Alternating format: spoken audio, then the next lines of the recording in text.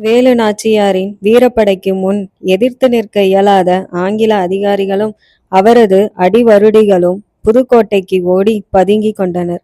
ஒரு சிலர் வேலு நாச்சியாரின் காலில் விழுந்து மன்னிப்பு கேட்டு மீண்டும் சிவகங்கையிலேயே வாழத் தொடங்கினர். வெற்றி பெற்றவுடன் வேலு நாச்சியார் மகாராணியாக முடிசூட்டி கொள்ள வேண்டும் என்று பலர் விரும்பினர்.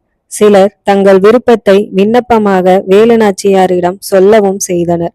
ஆனால் அவற்றுக்கெல்லாம் பதில் சொல்லாத வேலு நாச்சியார் விடுதலை போராட்டத்தில் உயிர் நீத்த தியாகிகளை நினைவு கூறும் வகையில் சிவகங்கை சீமை முழுவதும் துக்கம் கடைபிடிக்க வேண்டும் என்று ஆணை பிறப்பித்தார்.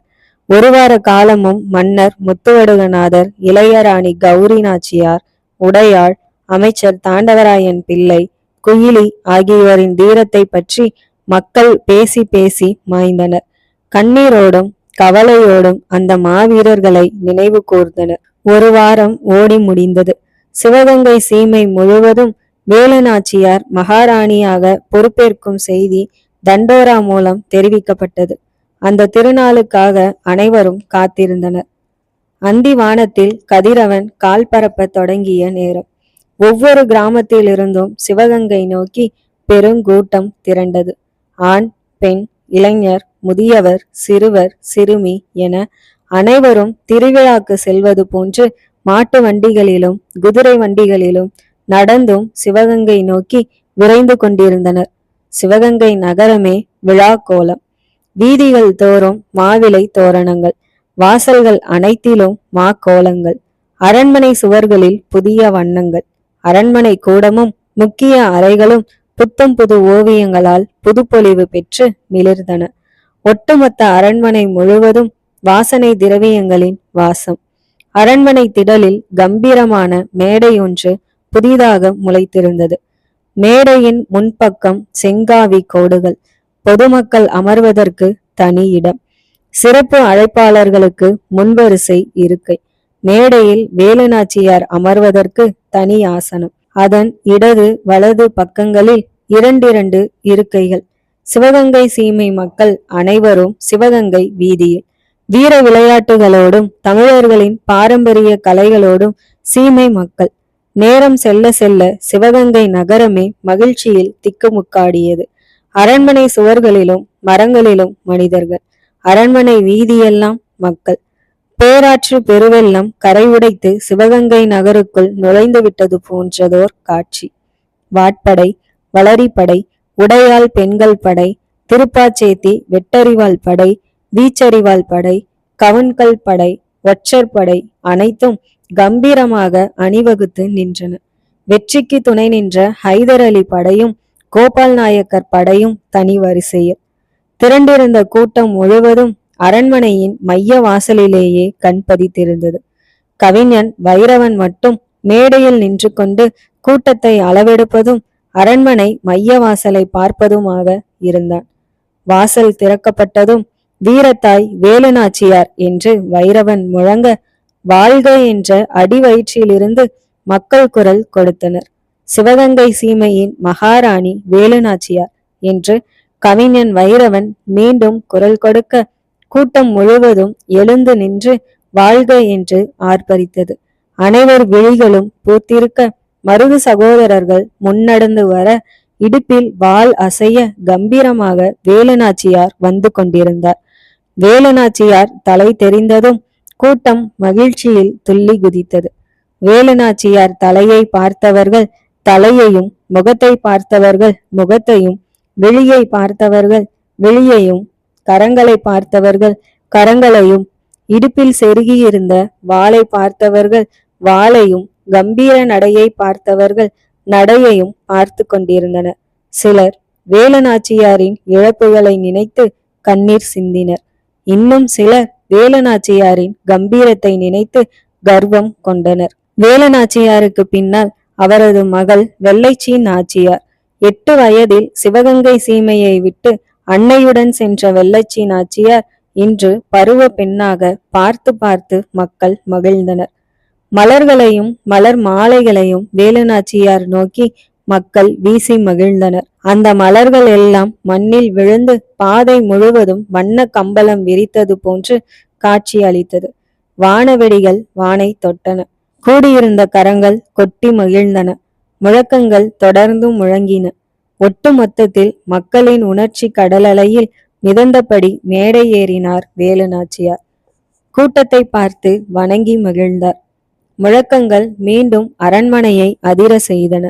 தனக்கு ஒதுக்கப்பட்ட இருக்கையில் அமர்ந்தார் வேலு நாச்சியார். இடது பக்க இருக்கைகளில் திப்பு சுல்தானையும் கோபால் நாயக்கரையும் அமர செய்தார். வலது பக்க இருக்கையில் தமது மகள் வெள்ளச்சி நாச்சியாரை அமர செய்த பின் ஒரு இருக்கை காலியாக இருந்தது. அதில் யார் அமரப் போகிறார்கள் என்று மொத்த கூட்டமும் ஆவலோடு பார்த்து கொண்டிருந்தது. கவிஞன் வைரவனை அந்த இருக்கையில் அமரும்படி பணித்தார் வேலு நாச்சியார். மொத்த கூட்டமும் கைத்தட்டி மகிழ்ந்தது. வேலு நாச்சியாரின் பின்பக்கம் வலதுபுறத்தில் பெரிய மருதுவும் இடதுபுறத்தில் சின்ன மருதுவும் மெய்காப்பாளர்கள் போல் நின்றனர். மேடைக்கு அருகில் அந்தணன் ஒருவன் ஒரு தங்க தாம்பூல தட்டில் வேலு நாச்சியார் சூடப்போகும் ஐம்பொன் கிரீடத்தை தாங்கி கொண்டு நின்றான். கவிஞன் வைரவனிடம் வேலு நாச்சியார் ஏதோ சொல்ல அவன் மேடையின் முன்பகுதிக்கு வந்து நின்றான். அவன் பேச போகிறான் என்பதை அறிந்ததும் கூட்டம் கரவொலியால் வரவேற்பிதழ் வாசித்தளித்தது.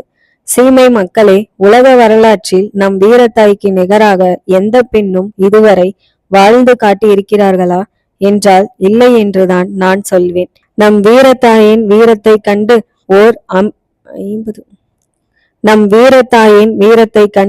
ஓர் 50 வயது பெண்மணியால் இப்படியெல்லாம் போரிட முடியுமா என்று எதிரிகளை வியந்து நிற்கின்றனர். புலித்தேவன் என்ற தமிழனை ஒழித்ததன் மூலம் இனி தமிழர்கள் எல்லாம் தங்களுக்கு தலைவணங்குவர் என்ற தவறான முடிவுக்கு வந்த எதிரிகளை இன்று நம் வீரத்தாயின் தலைமையில் தவிடுபொடியாக்கி இருக்கிறோம். நம் வீரத்தாய் எழுந்தால் எதிரிகள் வீழ்வர் என்பதை எதிரிகளுக்கு உணர்த்தி இருக்கிறோம். இன்று தமிழுக்கு முடிசூட்டப்படுகிறது. தமிழ் சமூகத்திற்கே முடிசூட்டப்படுகிறது. தமிழர் வீரத்திற்கு முடிசூட்டப்படுகிறது. விவேகத்திற்கும் வெற்றிக்கும் முடிசூட்டப்படுகிறது. இந்த நாள் வரலாற்றில் மறக்க முடியாத நாளாக இடம்பெறும் என்று முழங்கிய கவிஞன் வைரவன் உணர்ச்சி மேலிட்டால் அடுத்து வார்த்தை வராமல் திண்டாடினான்.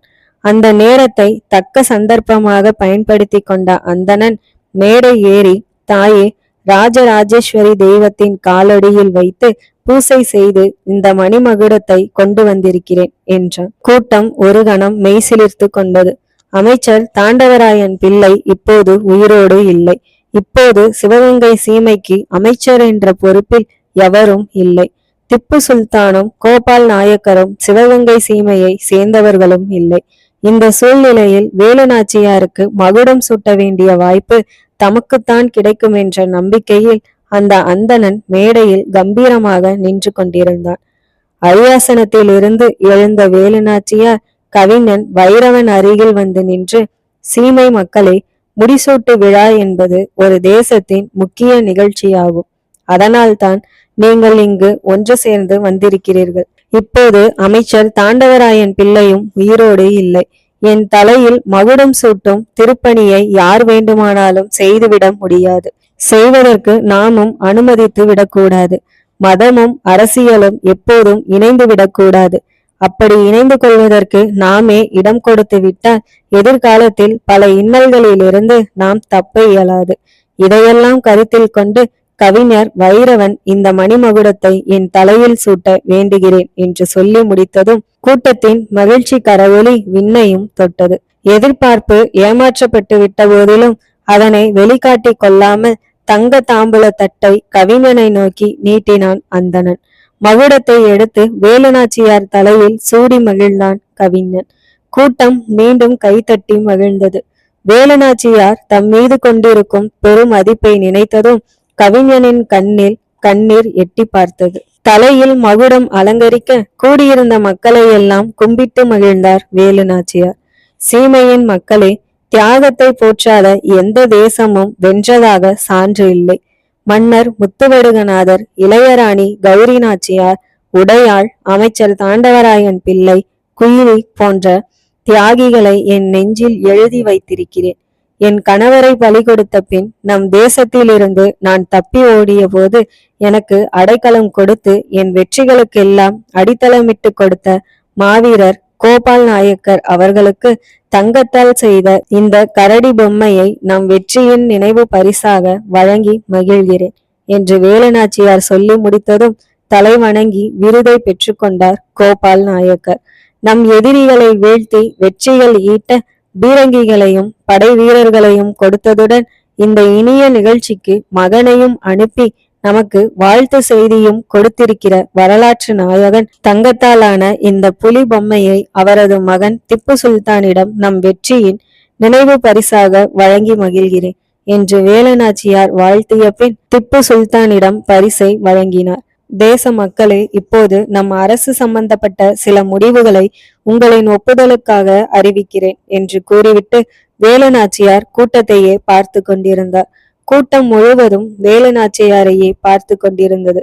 அமைச்சர் தாண்டவராயன் பிள்ளையினால் என் கணவரும் நம் மன்னருமாகிய முத்துவடுகநாதரிடம் பணியாட்களாக சேர்க்கப்பட்டவர்களும் நம் மன்னர் அமைச்சர் ஆகியோரின் மறைவிற்கு பின் நம் நாட்டை மீட்கும் என் போராட்டத்தில் உடனின்று உழைத்தவர்களுமான மருது சகோதரர்களில் மூத்தவரான பெரிய மருதுவை தளபதியாகவும் சின்ன மருதுவை அமைச்சராகவும் உங்கள் ஒப்புதலுடன் நியமிக்கிறேன் என்று வேலுநாச்சியார் சொல்லி முடிக்க கூட்டம் ஆரவார பேரொலி செய்தது.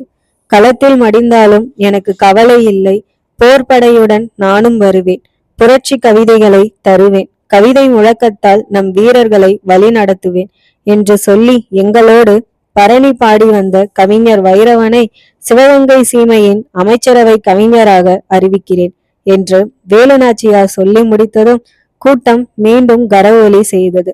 மக்களின் வாழ்த்துக்களை பெறும் வகையில் குனிந்து வணங்கி மகிழ்ந்தான் கவிஞன் வைரவன். அதன் பின் எங்கள் தாயே, இதய துடிப்பே, என்றும் நீ வாழ்க, எங்கள் உயிரே, எங்கள் உலகே, உனது பெயர் வாழ்க என்று கவிஞன் வைரவன் முழங்க மொத்த கூட்டமும் முழங்கி மகிழ்ந்தது. இதோ மகாராணியாக வேலுநாச்சியார், அவர் தலையில் மணிமகுடம். அனைவருக்கும் கை அசைத்தும் வணங்கியும் விடை கொடுத்து கொண்டிருக்கிறார் வேலுநாச்சியார். கலைந்து செல்லும் ஒவ்வொருவரின் உதடுகளும் எங்கள் தாயே, இதய துடிப்பே, என்றும் நீ வாழ்க, எங்கள் உயிரே, எங்கள் உலகே, உனது பெயர் வாழ்க என்று உச்சரித்து கொண்டே செல்கின்றன.